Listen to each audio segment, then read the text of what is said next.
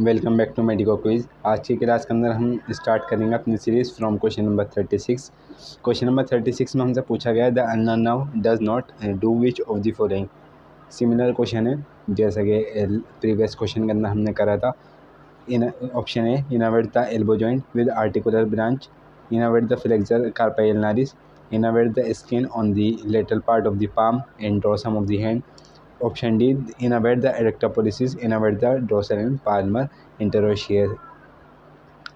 अब इसका आंसर जो है वो है option C which is innervate the skin on the lateral part of the palm and the dorsum of the hand. यानी ये ऑप्शन गलत है, बाकी जो चार ऑप्शन बाकी बचेंगे A B D and E वो सही हैं।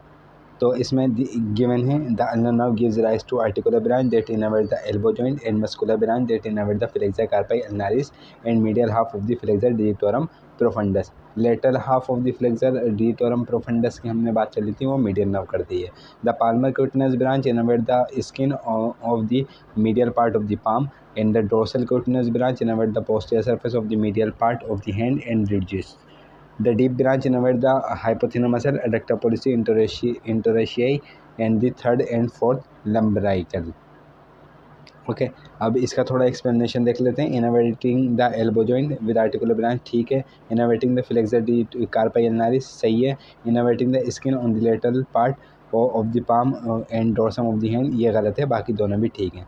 ऑप्शन सी को और क्लियरिफाई करने के लिए हम ये देख लेते हैं। While ulnar nerve does not innovate the dorsum of the hand, it does not innervate the lateral part of the palm. This is primarily innervated by the medial nerve। जैसे कि हमने प्रीवियस क्वेश्चन जो previous video का था उसके अंदर detail में हमने इसे देख लिया था।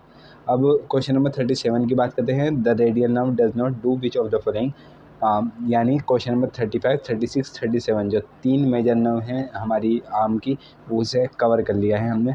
मीडियन नर्व प्रीवियस क्वेश्चन के अंदर हमने अल्नर नर्व देख लिया और अब radial nerve. Option A give a superficial branch that innervate the dorsum of the hand. Option B innervate the brachioradialis and extensor carpi radialis longus. Option C give a deep branch that innervates the extensor carpi radialis brevis and supinator, gives a posterior and interosseous branch that innervates all remaining extensor muscle in the posterior compartment of the forearm.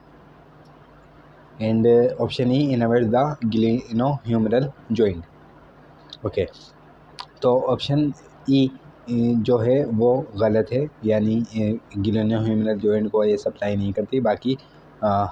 बाकी जो चार options हैं वो ठीक हैं। The radial nerve gives a superficial branch that innervate the skin on the dorsum of the hand. The radial nerve itself innervates the brachioradialis and extensor carpi radialis longus.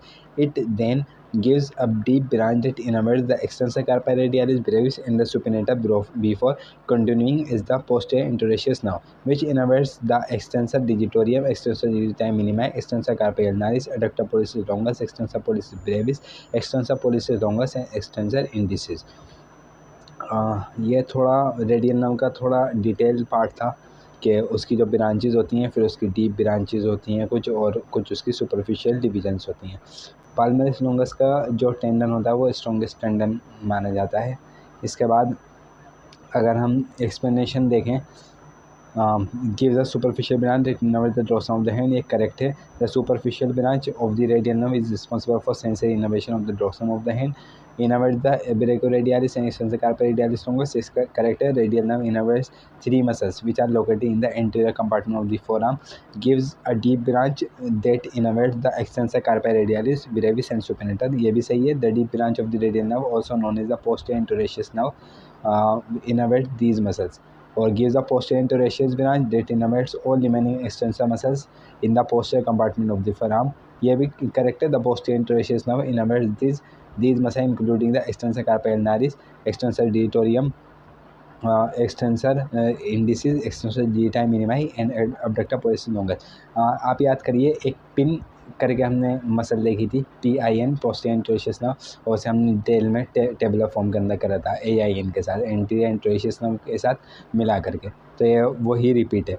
Innervate the glenohumeral joint, ये incorrect है। Glenohumeral joint is innervated by the axillary nerve and the suprascapular nerve, the radial nerve does not have any branch that supply this joint. वैसे भी ग्लेनोह्यूमरल joint बिल्कुल ऊपर है, shoulder joint है, तो वहाँ पे उसी के आसपास की हुई, और हमें पता है कि एक्सिलरी नर्व वहाँ पे पाई जाती है, तो एक्सिलरी नर्व ही सप्लाई करेगी।